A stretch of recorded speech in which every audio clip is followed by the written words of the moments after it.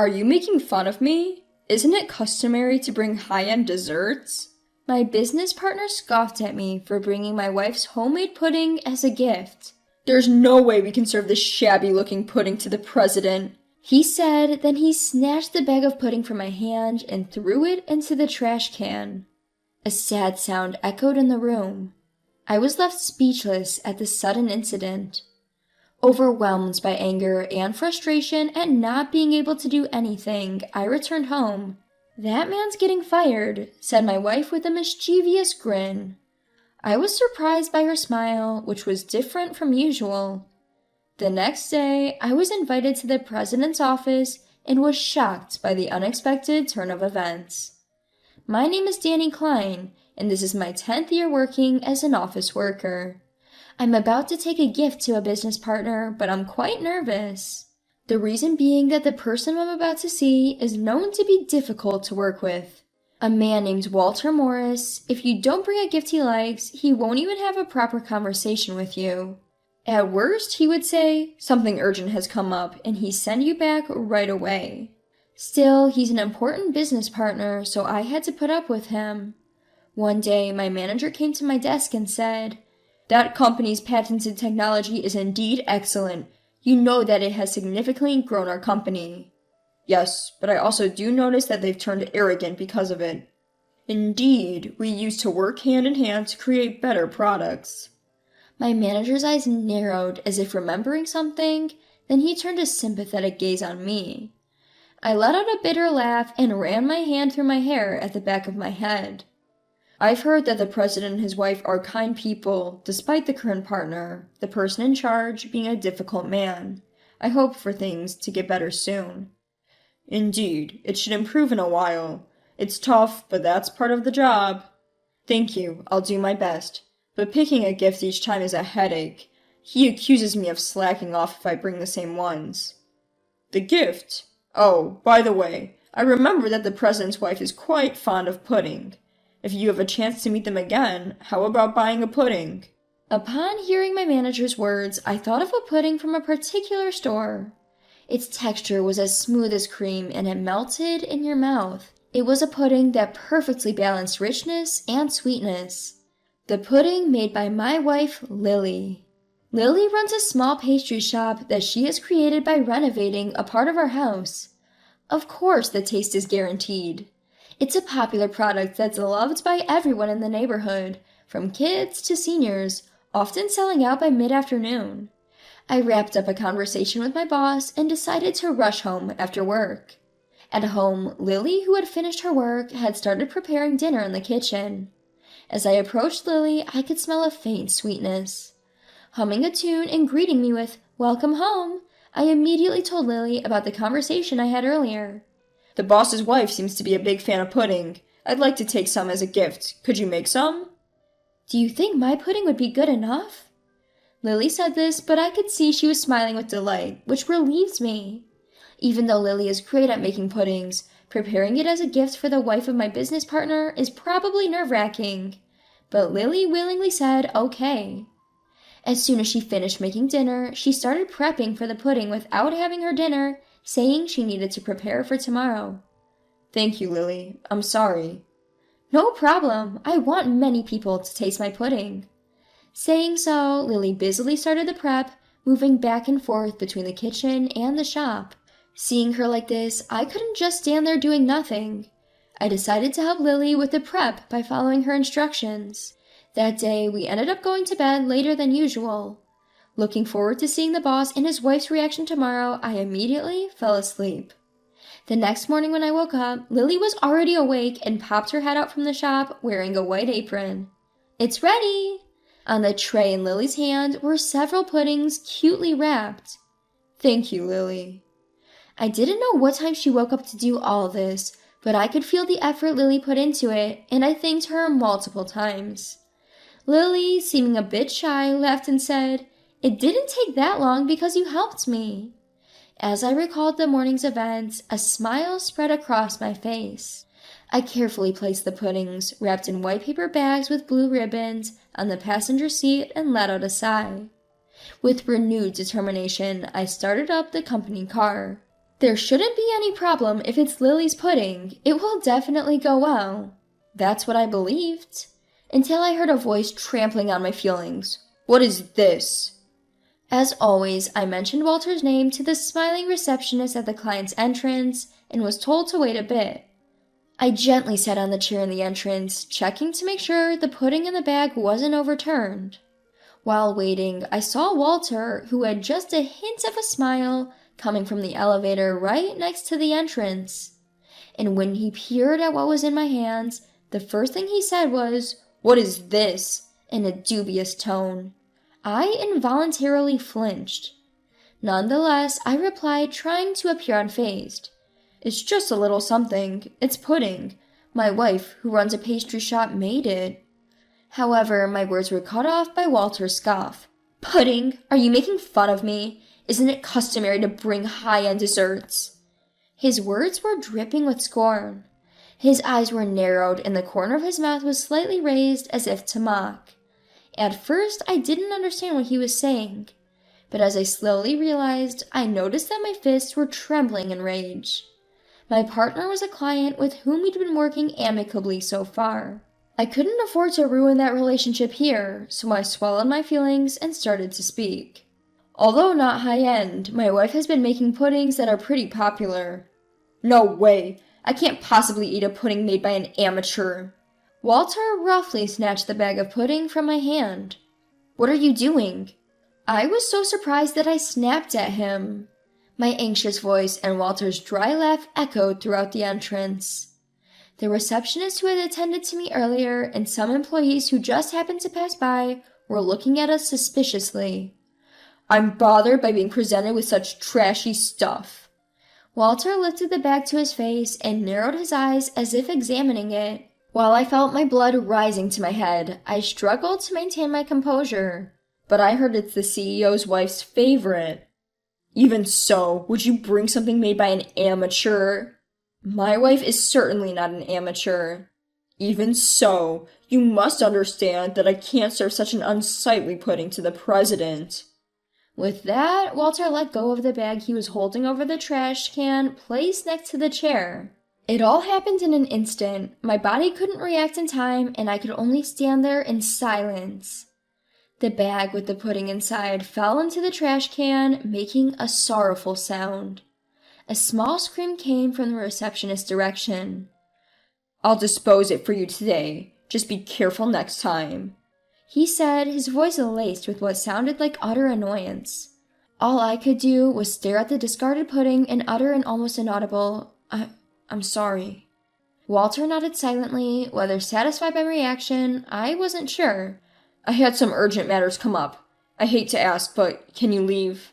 Without waiting for my reply, he turned on his heel and walked towards the elevator. Throughout all this, I remained frozen, unable to take my eyes off the discarded pudding. I don't know how much time passed, but before I knew it, I was back in my car that my company had provided. Remembering how hard Lily had worked to make the pudding made my heart ache, and an uncontrollable anger welled up within me. Above all, I was frustrated with myself for not being able to say or do anything because he was a business partner. I couldn't get any work done that day as I pondered what to tell Lily. "Did they enjoy the pudding?" Lily asked, smiling as I returned home. She was leisurely sipping tea on the couch. Caught off guard, I stopped untying my tie. "Did something happen?" Lily asked, leaning in with a worried look on her face. Unable to keep quiet, I finally confessed to Lily what had happened earlier in the day. "I'm sorry, the pudding you made with so much effort. He threw it away right in front of me." Lily looked surprised at my confession, but she immediately squeezed my hand gently. "It's not your fault. Maybe there was something wrong with the pudding." But I knew that wasn't the case. After all, Walter had thrown it into the trash without even looking inside the bag. Even if it hadn't been pudding, if it wasn't what Walter called a fine pastry, it probably would have ended up in the trash. And besides, Lily stops me as I attempt to apologize once again. Then she seems to ponder a bit, and with a cheeky grin she says, "That man's getting fired." "Fired?" "I'm just kidding. Though it might not have been perfect, It's a shame to hear that the pudding I put so much effort into making was thrown away." Lily chuckles softly. Her reaction's fair, having her pudding thrown away like that after she put so much work in. Of course she would want to make remarks about my rude client, even though it's unlike her. But it could very well happen, you know. Her enigmatic words added at the end left me somewhat baffled. But that was the end of the conversation. Lily urged me to wash up early that night, so I bathed in confusion and went to bed earlier than usual. The next day, with yesterday's incident still weighing on me, I left for work with a heavy heart. Upon returning to the office the day before, my boss had instructed, "I know it's not ideal, but tomorrow you need to buy a cake from the high-end Western confectionery store in front of the station." I recalled his words before leaving home and brought a cake from the pastry shop in front of the station on my way to work. I placed the box from the high-end Western pastry shop on the passenger seat and let out a sigh deeper than yesterday's. Yesterday evening, I had informed Walter that I will visit again tomorrow with a token of apology. Perhaps due to the incident, Walter responded in an overly arrogant tone. "All right, I'm counting on you this time," and hung up the call. I should get going now. In the driver's seat of my company's car, I somehow motivated myself and headed towards the client's office. As I walked through the automatic doors of the entrance, a receptionist who recognized me hurried over. "You're Mr. Klein from Company XX, correct?" "Yes, that's right, but—" "Please come this way." I followed the receptionist's lead and stepped into the elevator. Before I knew what was going on, the elevator had reached its destination floor. The room I was led to was the president's office. The receptionist knocked on the door a few times and, opening the large door, simply said, "Please come in." I entered the room without understanding the situation. Inside the president's office were the president of the client company, his wife, and Walter looking pale. I had thought that he would act haughty again today due to yesterday's incident, but I was mistaken. "Nice to meet you. I'm Danny Klein from Company XX. Thank you for having me here today." With a question mark hovering over my head, I greeted the president of the company we were dealing with, Mr. Peterson. "You must be Danny. Nice to meet you. I'm Mr. Peterson. This is my wife, Anne." "Nice to meet you." Cutting the greeting short, Mr. Peterson and his wife exchanged glances, called out my name Danny, and bowed deeply. "We are truly sorry for what happened. We apologize." "I beg your pardon?" I asked, surprised by the sudden change in the president's tone. Next to the president, his wife was also bowing with a speechless expression. I hurriedly told them to please lift your heads, but they wouldn't. Next thing I know, Walter, standing diagonally behind them, was also bowing. "We are terribly sorry." The usual arrogant Walter was nowhere to be found. Instead, I saw him apologizing with careful words for the first time. Caught off guard, I was at a loss for words. "Actually, yesterday, my wife noticed something in the lobby trash can while cleaning," he continued. His wife nodded in agreement. I thought I saw a hint of anger in her eyes. "When she asked around, she was told that the pudding you brought earlier in the day had been rudely thrown away by him. We hurriedly called him to confirm, and at first he denied it, but later grudgingly admitted it." A cold glance from Mr. Peterson was directed at Walter. Upon noticing the gaze, Walter bit his lip and turned away. "I did not know that Mrs. Peterson liked pudding. I assumed it was a lie from Danny, and I threw it away without thinking twice. I am sorry." His voice was quieter than I had ever heard before. As I was stunned by the un-Walter-like attitude, Mrs. Peterson shook her head with a stern face. "That's not why I'm angry." Mrs. Peterson, who had been silent until now, muttered in an anger-laced voice as if to correct him. "Danny, I have also known about the pudding from Lily's store for a while. I also knew it was so popular that it always sold out. Despite being so busy, you had prepared the pudding for me." Unable to endure Mrs. Peterson's gaze, Walter whimpered. "My wife can't forgive you for trampling on the goodwill of the makers, you, Danny, and Lily. I can't believe an employee of a manufacturing company doesn't understand the value of the thoughts poured into a product." I was shocked. Not just because Mrs. Peterson knew about Lily's store, but because she understood the feelings of a craftsman in the manufacturing process. Walter, who had turned from pale to white, began to say, "I'm sorry," but Mr. Peterson immediately pointed out, "Face the person you're apologizing to," and made him lift his pale face. "I sincerely apologize for carelessly discarding the handmade gift from your wife yesterday without thinking twice." Walter, who berated and threw away my wife's pudding yesterday, was now apologizing to me, facing me straight and repeatedly bowing his head. In that moment, I felt something clearing up within me. After coming home, I saw Lily drinking tea on the sofa, just like yesterday. Without even greeting her, "I'm back," I began to talk about today's events. Lily, without interrupting me, listened till the end, then smiled and said, "That's what I thought." "That's what I thought? You knew this would happen?" Her attitude since yesterday suggested she had expected all of this. Lily stood up and brought a cup of tea for me from the kitchen. As she handed it to me, she began to speak. "Actually, yesterday evening, a pale-looking man in a suit came to buy our pudding, but it was already sold out. But he told me that the wife of his company's CEO is a big fan of our pudding, so—" "Could it be?" The president's wife that he was referring to must be Ann Peterson. Lily nodded affirmatively, her face beaming with joy. "It feels so good to know there are people who understand and appreciate the thoughts of us producers. It makes me want to make even better things for such people." Lily, still smiling, took a sip of her tea. Seeing her genuinely happy, I felt like I truly understood the words of Mr. and Mrs. Peterson. At the same time, I felt remorse. Did I truly understand and value the thoughts of the producers like Lily does while I did my job? I was angry at Walter's arrogance, but was it not because I felt like we were doing him a favor by selling our products? Maybe I was also the one getting carried away.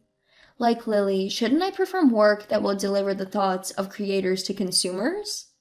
I can't really call out Walter for his arrogance anymore. While I was contemplating all this, Lily noticed something and gently placed her hand on my shoulder. "From now on, perhaps you'll consider both the creators' and the users' perspectives." At Lily's words, I felt a bit embarrassed, but more than that, I felt ready to face my job with a renewed perspective. After this chain of events, Walter's attitude changed dramatically. He was no longer cocky and didn't demand gifts anymore. We now share our opinions openly in a good way, improving our relationship. Just like Lily, I also want to continue delivering the creator's thoughts to users through my work.